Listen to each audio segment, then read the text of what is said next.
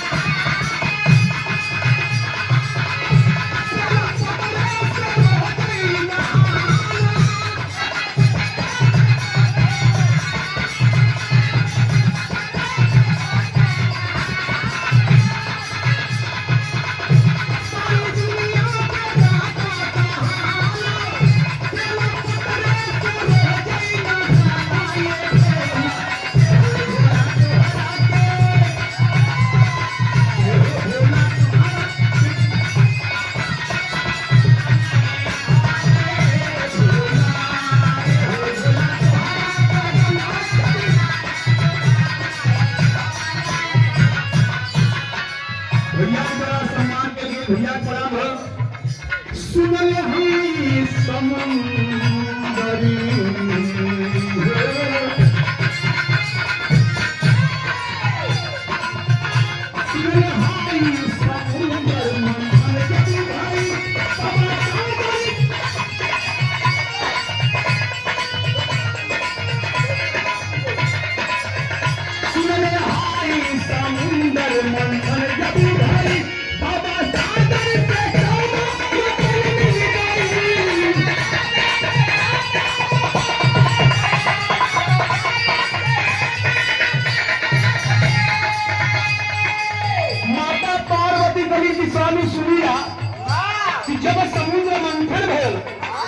तो समुद्र मंथन से 14 गो रत्न में एक गो रत्न जहर विश्व निकल रहा।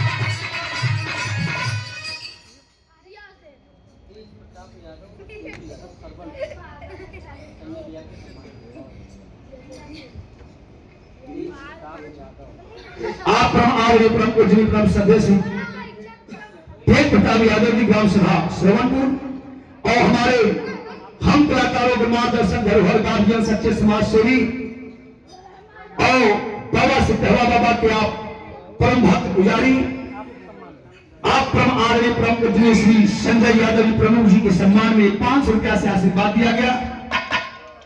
आप सभी लोगों को चरणों में कोटि कोटि नमन प्रणाम। सकल समाज के पलक की बात सुनो ना, एक बाद जब गाँव बजा फिर लगा पालीदार हवा या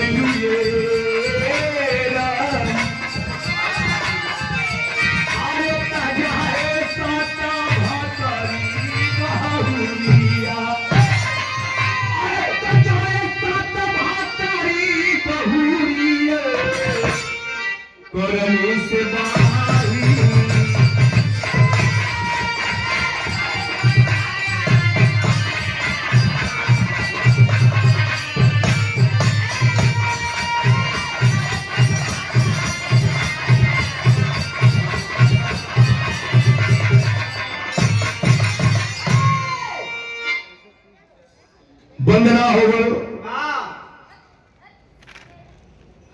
कुछ भजन भाव के बाद तराना भी सुन लेना भैया लोग।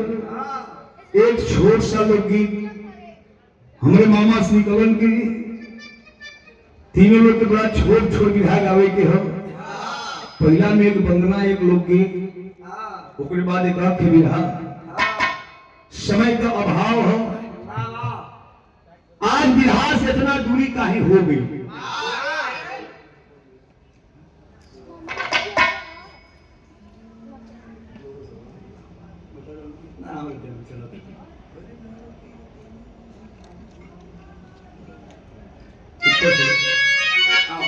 इतना दूरी काहे हो गई, समाज में इतना अश्लीलता बढ़ गई। कुछ बोल जाते पीड़ा उठा ले लोग। पब्लिक की समाज चाहे कुछ भी कहे रात भर ना चाहे, जितना फुहर हो उतना गई। आज विधा 3 जाने के बीच कहो और सबसे छोट हमें हुई तो कुछ खुराफात इधर से जाता अब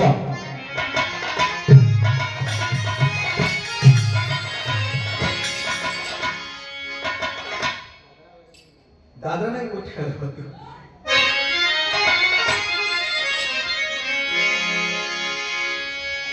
नहीं ठीक हो आवाज। अरे गाँव की रतन हो,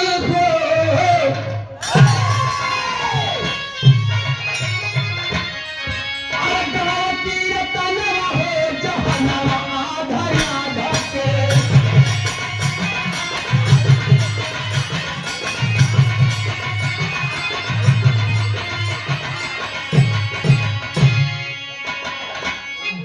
कीर्तनवा हो जहनवा आधा आधा के। पहला प्रमाण का हमारे साहब अरे आधे तन में सोहा पार बाती महारानिया।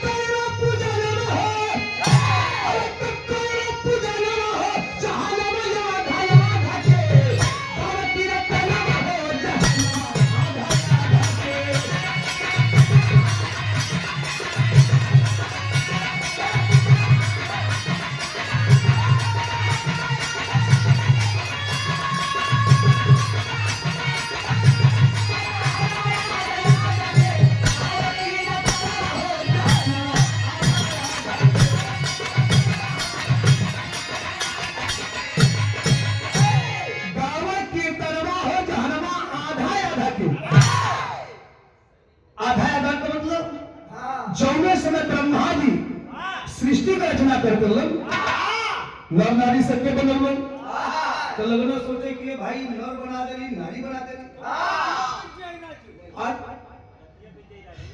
रतिया बिकाई नहीं कुछ दिमाग खराब कर मत जल्दी करा यार, जल्दी करा। मतलब मत या गाना मत करा ज्यादा समय नहीं है। तनी सब पी ले वालो माफी बिगाड़ ले वालो। अभी तो हम नशे में आएंगे, इसके बाद अभी हम ही पिएंगे थोड़ी देर बाद। ए भैया, ब्रह्मा जी सृष्टि का रचना कैलन, सोचा लगन कि भाई नर नारी सबके बनौली, लेकिन जब इनका मरण हुई तो फिर विस्तार कैसे हुई? ये प्रस्ताव लेके भगवान विष्णु के पास गए। भगवान विष्णु कहलन कि सुना, एक का कोनो उपचार नहीं हो। भगवान भोलेनाथ का तपस्या करा, भगवान भोलेनाथ प्रकट हुईलन। ब्रह्मा जी सारी दास्तान बतौलन कनक सुना में कोई घबराए का बात ना हो। वही समय भगवान भोलेनाथ अर्धनारीश्वर का रूप धारण कैलन। आधे में शिव आधे में सती। वही समय से अर्धनारीश्वर का पूजा हो गई। दूसरा प्रमाण बात, राजा बिहार गत के भय आधा आधा ललनवान, क्षेत्र के छोड़ संधि जाने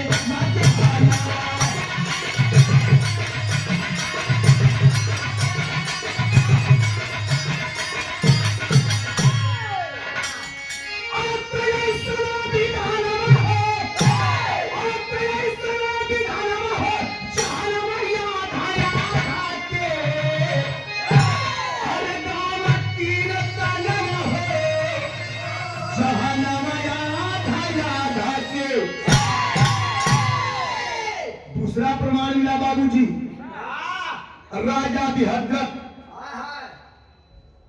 मगध राज का राजा बिहद्रथ, राजा बिहद्रथ के दूरानु बड़ा कष्ट बड़ा दुख हो, चौथापन चले लगल। लाली भैया को बाल बच्चा ना भइल, बड़ा चिंता में हुआ।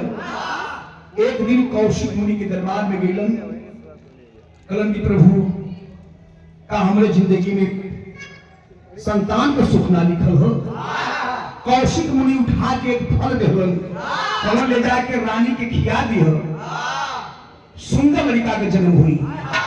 ए बाबू, राजा बिहद्रथ वो फल के लेके गईलन, आधा आधा फलवा के काट के दोनों रानी के खिया देलन। जब रानी के खिया देलन, दोनों रानी के भौती हो गई। 9 महीना के बाद सुंदर लड़का का जन्म भइल। सुंदर लड़का का जन्म भइल, लेकिन आधा आधा। अब रानी सोचली कि भाई ये तो बढ़ेवा बढ़िया से और बढ़िया ई बा कि फिकवा दा। आधा आधा लड़का के तन के जंगल में फिकवा जाई। रात के घूमत समय के जरा नाम के डाइन देखलत बरात को सुधी। जब उठौलस अपने माया से उ दोनों तन के सटा देलस। जब इस सटल तो लड़का लगल रोवे। यही से लड़का का नाम पड़ल जरासंध नाम लड़का के नाम पड़ल। तीसरा प्रमाण रहता, अरे भगवान धारे कैले आधा मान तनवान, अरे आँख में पिला के मान सिंह बलवान।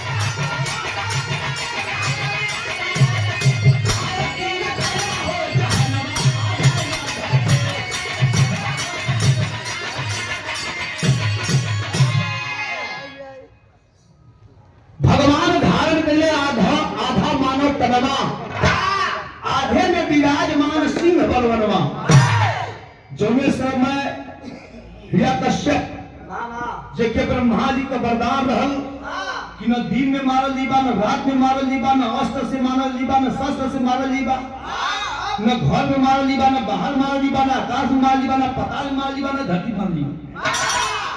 अब इधर भगवान लगना सोचे ही तो धर्म होता, अभी बढ़ाई कैसे? भगवान कैलन का खंभा में से प्रकट भइलन, आधा मानव का तन, आधा सिंह शेर। गैलन वही राज दरबार के चौकट पर अपने जंघा पर रखवन और नाखून से कर बध कर दिलन। तीसरा प्रमाण है। चौथा था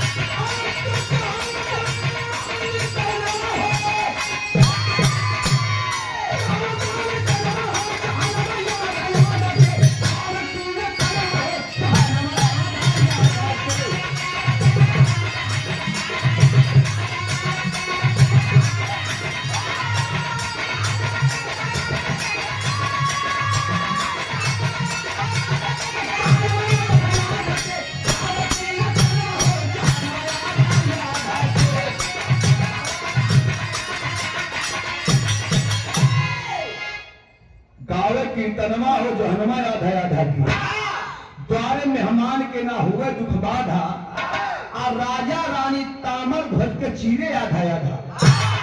एक बार गांधी धारी अर्जुन के घमंड हो गल, गैलन कहलन कि भगवान ये धरती पर हमारे जैसा तो है कोनो भक्त हुन का? भगवान श्री कृष्ण मुस्कुराए लगन कि अर्जुन तुमसे भी बड़ा हमारा कोई भक्त है, देखना चाहोगे? कौन प्रभु का दर्शन कराइएगा। भगवान साधु का रूप बनौलन, एक शेर लेके पहुंच गलन मोर ध्वज के द्वारे। भगवान श्री कृष्ण साधु के रूप में कलन की भक्त में भोजन कराओ। मोर ध्वज कलन की प्रभु आसन ग्रहण करा, इससे नहीं हमारा शेर भी कुछ भूखा हो, कह प्रभु अगर खातिर व्यवस्था कर देती कहे ना, अगर खियावल चाहता शेर के तो शेर तोहरे लइका तो मांस खाई, और वो ऐसे ना राजा रानी दोनों लोग मिल के चीरा, लेकिन आंख से आंसू न गिरे पीछे। जब राजा रानी तामर ध्वज के चीरा लगल तो तामर ध्वज के पाए आंख से आंसू गिर गए। साधु बाबा कलन के भोजन ग्रहण नहीं करेगा, कहा क्यों? तुम्हारे बेटे की आंख से आंसू किया। लड़का दृष्टि प्रभु हमें बात का दुख हो कि हमारा दहिना अगर कोई के काम में आओ तो बाया बेकार फिकल जाए, व्यर्थ यात्रा। ए बाबू वो समय भगवान श्री कृष्ण के साथ जब अर्जुन भी देखलन अब आकर मिलन। जब पचमा प्रमाण होता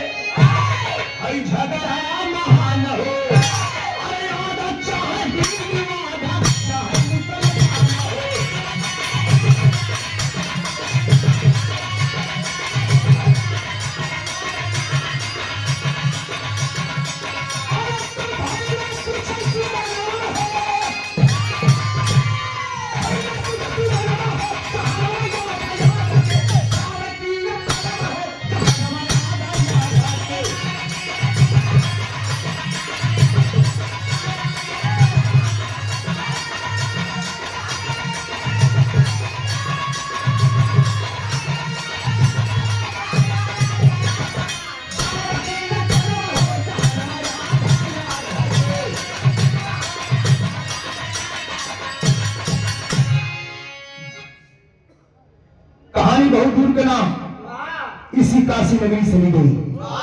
बात उस समय के बाबूजी जिस समय कबीरदास जी का चमका हुआ भक्ति का सितारा था।